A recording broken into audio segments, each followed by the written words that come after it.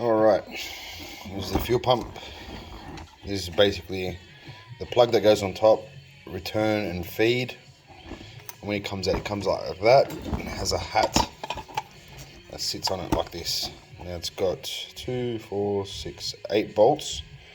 I think they were 8 or 10 mil off the top of my head. They came out pretty easy. If you do put them back on, don't go too tight. And there's a seal. This seal sits basically just around the lip part there. So all here. That's the earth for the fuel pump and the sender itself. Seems to be okay, not a problem. Here's a fuel gauge level sender. You'll have to remove that. It's a little bit has it going, but I like to use my finger on one side. Just bear with me. I've got fat fingers. I'll do it on this side here, and then with this one,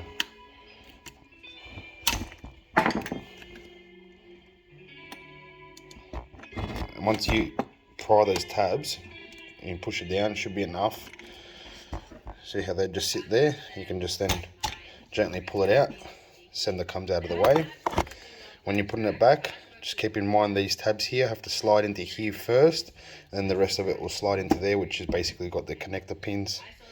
I don't know if you can see, but you can see them on here a bit better. Just pop that aside for now. And then from there, you're left with this side here. This whole thing here is your actual filter. Fuel pump sits there. This is the part that you use. So this part here has a hose on it when you pull it out.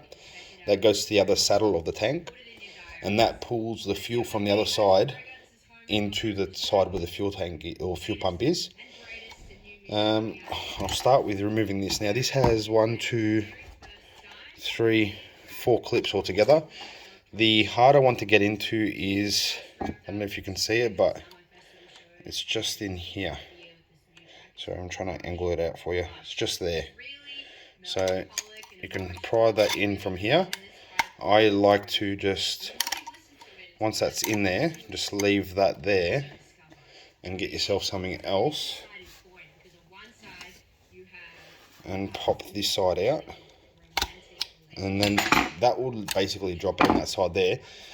Use your hand to hold this down at the same time, and then from there just get your tool, whatever you're using. You can even use a flat screwdriver, pop one out and just be gentle to hold it, and that way you leave the easier one to do. See, that's what makes it fun. Pops back in. So you got to hold it and then leave the easier one for last. And now this is basically what you hold. Now if you do a 460 pump or the 550s, 560, whatever they are from Marlboro, you got to do something about this, because this is what holds the fuel pump in there effectively. Once I pull it out, you understand why. When that comes off, keep that aside. That's why I prefer the 340 or 255. You need those. Now for the jet pump, unclips from here, there. Once that's off, it's this part here. You just wiggle it out. It's got an O-ring inside that keeps it there. One sec.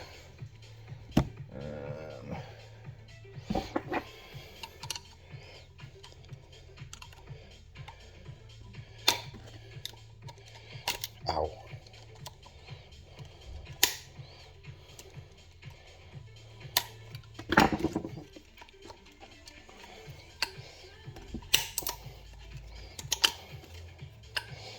As you can see, it needs a little bit of coaxing.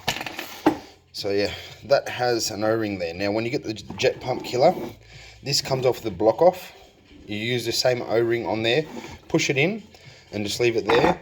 Once you pop this back in, this part here will go into it and effectively hold it in place, and that won't have to go back into the fuel pump. If you haven't drained the filter, you will get a bit of fuel. There's a little bit there, but now I would probably drop this side here first. This one's a little bit more tricky because you have 1, 2, 3, 4 clips again. One sec, fuel's going everywhere. And it's the same sort of thing. You just got to pry it and just work your way around it. So keep that there. Now it's popped off there, and the trick is to just hold it out as you work your way around it still.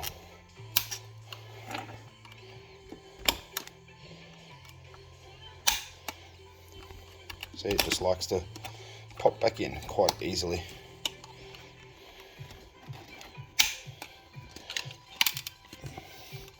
Don't be afraid, you have to give it a little bit of coaxing too. There we go. That was probably a bit too rough on my end there, but you see what's happened here now. We've gotten this cap off here, right? And it's got the wiring loom that plugs into it that goes back into these pins. This is the power supply to the pump, and then from there obviously it comes directly to the sender from this plug to there. So what you can do now is unplug the fuel pump power supply. When you go aftermarket, what I like to do is basically just de-pin this out from the plug.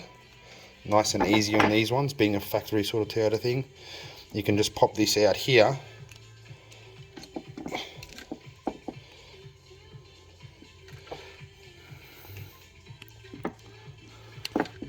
So once that pops out,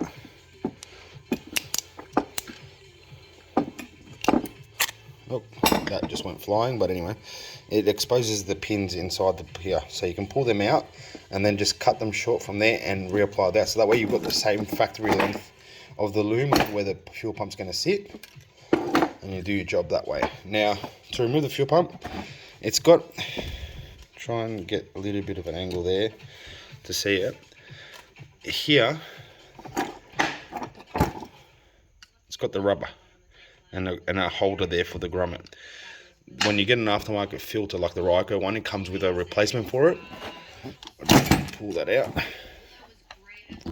So this cap here, this little hat, it's a hard plastic.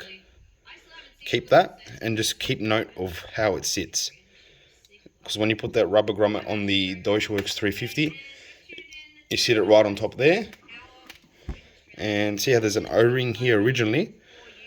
You use the Ryco supplying thing, and you can just basically pop it straight in. And this cap that I said before, once you clip that in, which goes into here, it keeps the pump in place. And then from there, it's just a simple reassembly. You don't touch anything else on this. This is a fuel filter again, by the way. As you can see, it's a bit brown here. When I put the new one in, the whole thing's white. It doesn't have any discoloration from anything else like that. As a comparison, one second.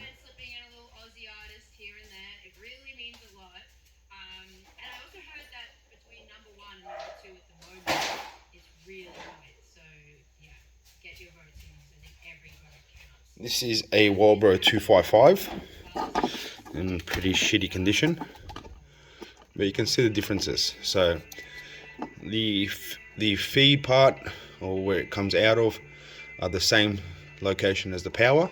If I hold these in the same position, you can also see that the pickup sections are in the same. So even if you were to use a 255, you can pop that back there in place. Sits there, obviously not as nice as it would with a factory one, and this would still be able to fit straight over the sides of it for you to plug it back into the actual filter.